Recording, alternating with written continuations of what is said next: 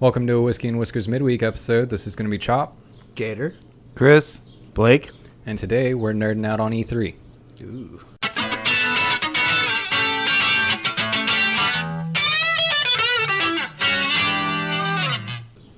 So we talked about it a little bit last week. There's an annual video game conference called E3 where they announce a lot of the biggest news and announce the new things that are going to be coming out.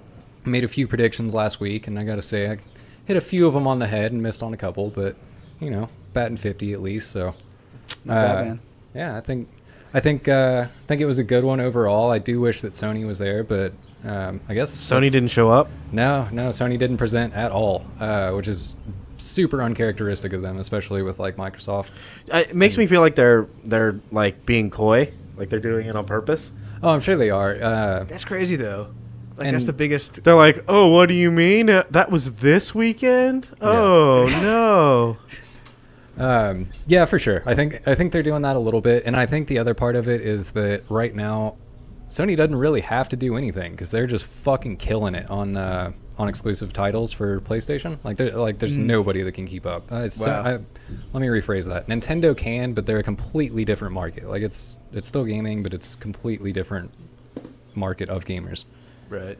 So kind of leading right into that, obviously Sony's biggest competitor is Microsoft, the Xbox, and at this E3, which I predicted, they announced the Xbox Project Scarlet, which is going to be the next gen console, and so it's supposed to release around the holidays in 2020. What is Project Scarlet? What does that even mean? It's like Uh, a code name. yeah, just a Yeah, name. it's a code name. It's the same way they drive around cars that aren't out yet with all the camo wrap on them, the digicamo, so you can't tell what model the car is. Oh, wow. I've never seen that before. You haven't? It's a pretty cool thing. I've seen those cars riding around before for sure. I don't get out much. I guess I thought they were like army vehicles. Yeah, man, I don't know. It's kind of a cool thing. I'm excited for another console. It's been a few years. I mean, obviously, I'm not super excited about going out and throwing down on the price tag of it, but I gotta say, it's been enough years to where when they rebooted the consoles and started coming out with Xbox One Pro and PlayStation Right. 4 Pro and all that, That's kinda like a half step, I yeah. was let down. I don't think they should even go there with the half steps. I mean, people are still buying new consoles. I feel like it was another way to kind of just like slide in the, a way not necessarily to reboot the consoles, but a way to like allow more people to buy in and get still an improved experience, I guess. I wish there were caps on it though. Like, how long has the Xbox and the current gen PlayStation been around? I believe they would have launched in 2012. Oh, that's a long years. time. Yeah, it's been like 7 years. That's okay. Yeah. It's better Uh, than cell phones. yeah. Fucking every year you got to buy a new one. Maybe it may have been 13. I'm trying to remember off the top of my head, but I feel like it was 12. Now, the Project Scarlet, is that...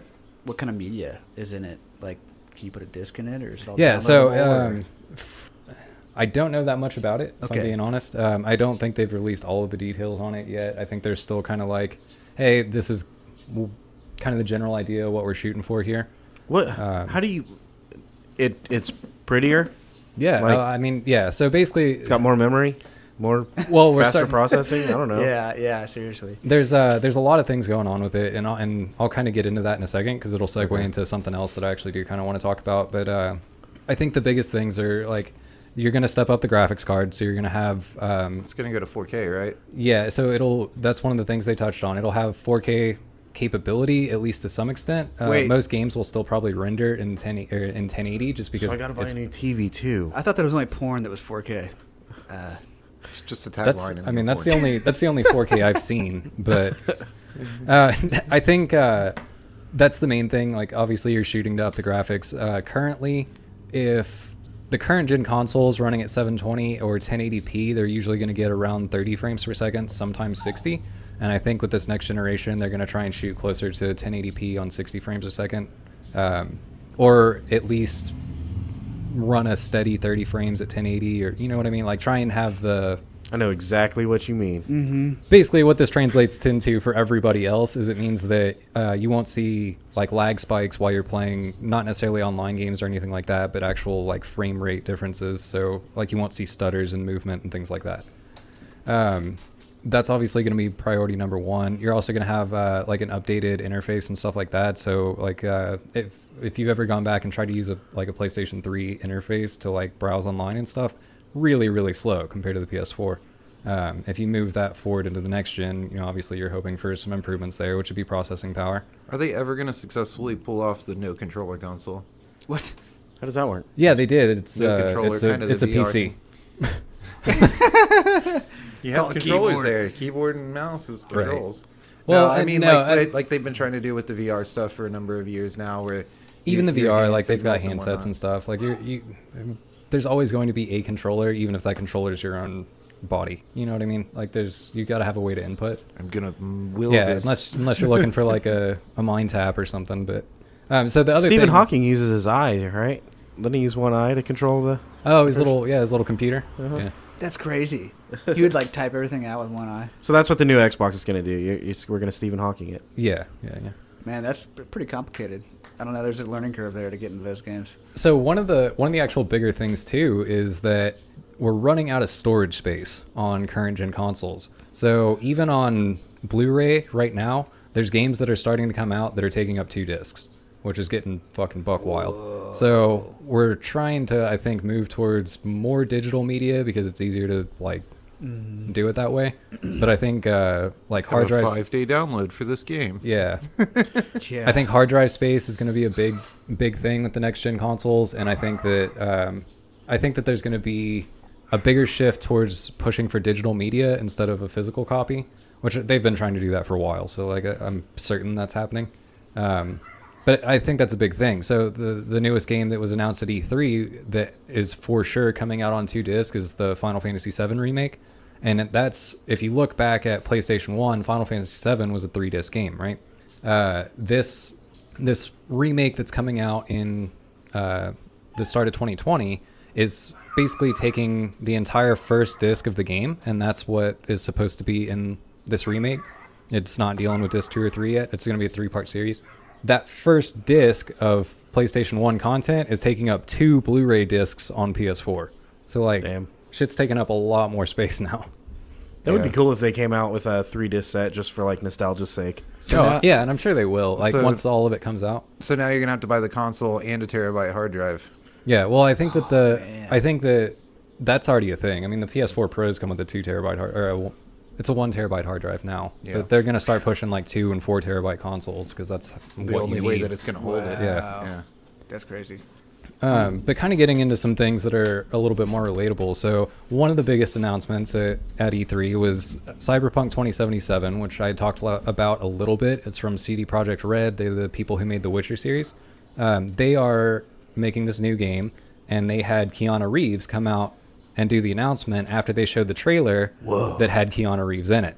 So that kind of it's like the game itself looks really incredible. I'm super excited for it. It's one of the things that I'm like really excited for coming down the pipeline.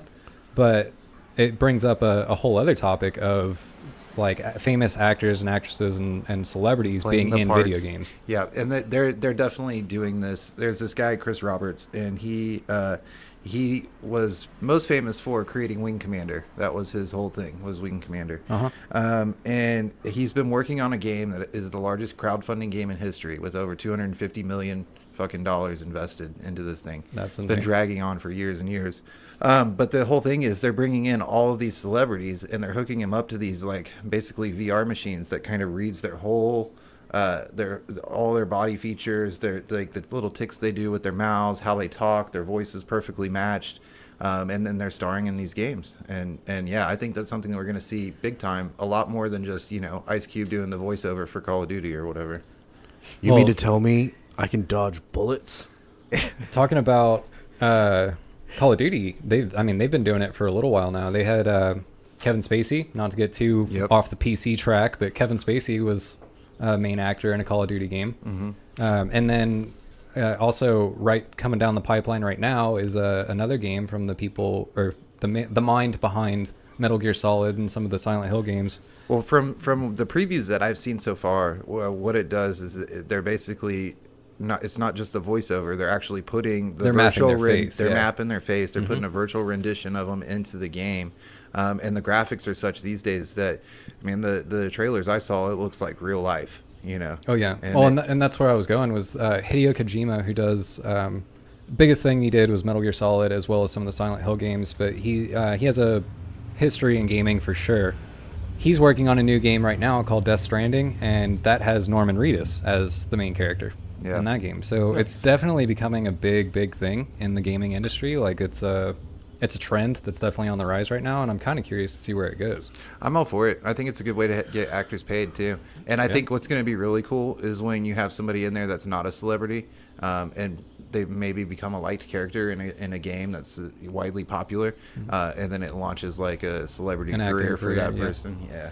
I'll be upfront and kind of honest about it. I've got mixed emotions about it, and I have for a long time. My biggest complaint about it is that I don't want to see the same fucking people I see every fucking movie to be in my video games also. Like, that was kind of the draw of video games, is that it's animated, it's got different shit in it. Like, Yeah. that is kind of an appeal. So there is that. However, I think that the way that it is right now, with like one actor coming in with a large supporting cast of people who are not necessarily famous actors or something like that, I can get behind that. I think that's still a cool thing. I'm wondering, like, what is this game called that's got Keanu Reeves? Cyberpunk 2077. So when they make Cyberpunk 2087, and they've already got Keanu Reeves mapped, and they can match his voice perfectly and make him say all kinds of crazy shit without actually using his voice, they don't even need Keanu Reeves anymore. Yeah. So here's something funny about that game I was telling you about, Star Citizen. One of the main characters in that one was Kevin Spacey, and they had already started production on it before Kevin Spacey got into all his trouble. Yeah. Yeah, it turns out that digital character is worthless now. Yeah.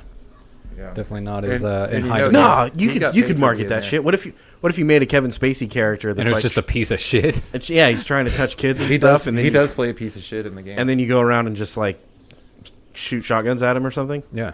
So that actually kind of brought up something that I wanted to ask you guys about. With that kind of coming into light, who would you want to see in a video game? Getting mauled. oh, dude, No, like- Kate like- Upton. Oh yeah, I mean, obviously. I mean, I mean, Robert Frost. But like, what if they What? made a Die Hard game with Bruce Willis and they fucking took 20 years off of him or something? You know what I mean? Like, I feel like there's some options there. Or like a Conan game. Yeah. Hell yeah. Arnold back in like 1982. Yeah. what's gonna be cool is the video games that you play and it records it, and like it's kind of a choose your own ending book type thing, and then you create like a whole movie by the gameplay. Copyright 2019, by the way. Yeah. I think that's so they've done some kind of thing similar to that. One thing that comes to mind is there's a game where it's based on the butterfly effect, and it is fucking buck wild. Like you're at the start of the game and you're like shooting BBs, and like a bird comes and lands, and if you shoot the bird, then like 30 chapters down the road it like mauls you while you're trying to run away from somebody or something. It's a horror game. Yeah, But yeah, that's a crazy one. yeah, that's a cool thing. Yikes. But it's kind of cool. But anyway, kind of hopping back over to E3, one of the other ones that I really liked and I really wanted to talk about, because it's a franchise that's been OG in the scene and is still going hard, Doom. Doom has another one coming out called Doom Eternal. And Nice. if you haven't played any of the Doom games, they started off and they got into a lot of shit because they were way graphic for their time. Well, I remember the Wolfenstein and Doom War. Yeah. Basically, it was like, which one's going to be better? Yeah. And Wolfenstein is out again now. Like there's games from Wolfenstein and Doom in the last 5 years for sure. That's cool. do they keep stepping up the violence and gore and stuff? Oh, without a doubt. So Wolfenstein now is like a Nazi zombie, like dropping F and C bombs like nonstop. Like it's supposed to be over the top kind of. And that's its own awesome thing in its own right. Right. And then Doom went the route of hell opened its like gates on Mars, and you're running around just killing everything while there's like badass metal playing. Man. Yeah. And that's actually one of the things and why I wanted to touch on it is because Doom as a series recently has been so on point with the music in their games. It's one of my favorite things in the industry right now. I think they do an incredible job with it. Particularly like they have some really like heavy just like metal power riffs, and it's fucking badass. Yeah, that track we listened to earlier was killer, man. I've just noticed with like more modern metal, it's so much more like complicated and almost theatrical in Yeah. a musical sense. You know, like it had great build up. I couldn't even tell like what the rhythm was going to be. You know, it was awesome. And they do such a good job of like integrating it into the game too. Like I Yep. remember, I was playing the Doom that came out most recently, and there, it was this heavy power riff while you're like in between zones or whatever, and you run Right. into the next area, and it's playing these power chords, and then the song kind of like fades out, and he pulls up his gun and does the like to end the riff, and it was fucking sick. Like they integrate man. it so well into the game. It's just like it's a really incredible thing, and I think they do a better job than 95% of the people in the industry. Sure. Do have a love for metal, so maybe I'm a little bit biased on the Right. music there, but I do think that they do a great job. Right. Yeah. And with my limited experience, I remember playing like Resident Evil, and that music. It's not focused on the music so much. For Resident Evil, it was like the sound effects. Like when you Yeah. walk up Yeah. the stairs, the clunk, clunk, clunk up the And- stairs, and then the door opens. And the big, huge flash of music, And- and you're And the music, like it starts to kind of creep in that real slow, like low horror music, and you're like, oh Yeah. shit, it's about to go down right now. Yeah. That was the first game that actually like terrified me. I Oh, remember yeah. seeing clips of it on the news because it was so crazy for back in the day, and it fucking freaked me out, man. Yeah, I had a good experience with that game also for sure. I had so that kind of reminded me, like while we're on the subject, I had this terrifying experience where I was playing Resident Evil in VR. This was like about a year Oh ago, my God. year and a half maybe. So I was managing this house, and one of the guys that I was living there with, he left to go somewhere, and I sat down, got ready to play, turned off all my lights, set up all the VR, and really got into it, and made it like 30 45 minutes into it, and it started getting actually scary. Like people started actually dying, and shit started getting wild. So I like get done watching this videotape where like somebody's hanging from meat hooks in a basement or something fucked up like that, God. and I hear a like, and so I'm in a VR headset, so I look over and like there's a door in the room I'm in, so I'm like, oh fuck, is this in the game or is this in real life? And I'm trying to figure it out, and I hear the like again. And so I start pulling off my headset, and this dude that had left my house opens up my door, and he is covered in blood, like just leaking out of his face all the way down his arm. And so I threw my shit down. Oh fuck! Oh my God. And he started freaking out because he just scared me, and I started freaking out. And it turned out he left to go somewhere, and he'd fallen off his bike or something. And, it wasn't that big of a deal, but it scared the fucking shit out of me. Man, that's intense, man. Oh no, I crossed over. Yeah, it was This is for real. fucking scary. But anyway, so getting back to E3 a little bit, and we'll kind of wrap this up. But a couple big things that got announced: Zelda Breath of the Wild on the Switch got a sequel announced. That's going to be a pretty fucking cool one, I think. Breath of the Wild, it was accepted really, really well. Pretty cool game. I've gotten to play it to some extent. Never beat it, but I put some hours into it, and it was a lot of fun. The new Star Wars game is gonna be coming out relatively soon. It looks pretty cool. I've always liked what Disney does with video games, so I'm real curious to see what they do with Star Wars now. Yeah, it'll be interesting. I'm kind of curious to see where it goes. I'm not as excited about it just because DICE, that runs the Battlefield games, kind of fucked up Star Wars games for a couple years. But that said, this is a little bit different situation, so I'm excited to see where it goes. We'll see. But yeah, I mean, other than that, there's a few other kind of minor and major announcements. Master Chief did not come out on Smash Bros, but they did bring in Banjo-Kazooie, which is kind of crazy. What? Yeah.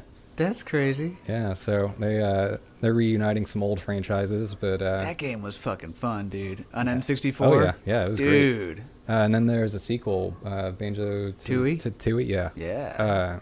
So those were really good. I'm excited that they're kind of getting a little bit in the limelight.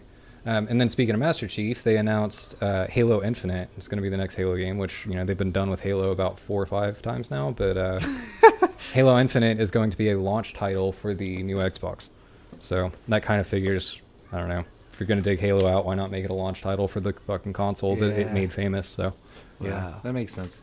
but other than that, that's pretty much wraps up everything else for E3. So we're going to wrap up nerding out there. But thank you for joining us. You can check us out on Spotify, iTunes, Podbean, and Google Play. We have new episodes every Monday. And be sure to check out our Facebook, Twitter, and Instagram for some updates and some extra content. So we'll be seeing you guys soon. Top, and I'm out.